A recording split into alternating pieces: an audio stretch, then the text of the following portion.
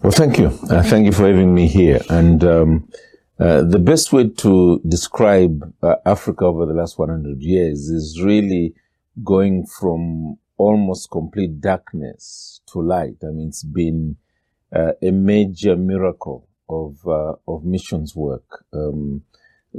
When you talk especially of the central part of Africa, about 100 years, you only really had Christian work along the coast.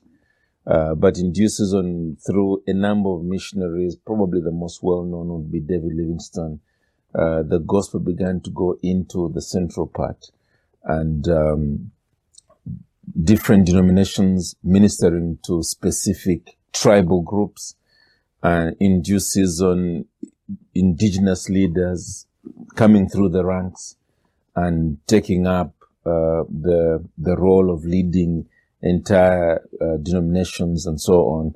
So, fast forward 100 years later, the Christian faith is really the number one faith as far as Africa is concerned, by far.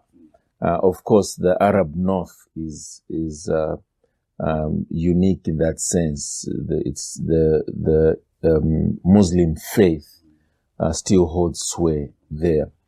So that is what one would say in terms of what has happened over the 100 years. And again, quite apart from that is the recognition that it's been through the preaching of the gospel, through the learning of the languages of the people, and then translating the Bible into those languages, that the Christian faith has taken root.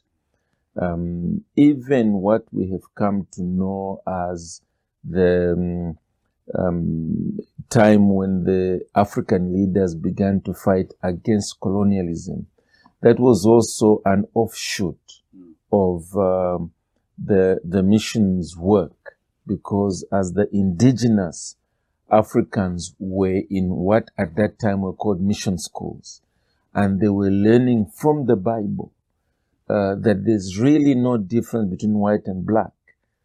We are really all one race. We are all made in the image of God. That they began to ask the kind of questions that finally led into what is called Pan-Africanism. So although they were not all converted, but clearly it sprang from what the scriptures were teaching. There's still a lot of work that needs to be done, but there's no doubt about it that Africa is what it is today because the scriptures were made available to a large extent in the common language of the people. Most of the tribes would have at least the New Testament in their language, but also because we're colonized by a number of the major nations, England, France, Portugal, and so on.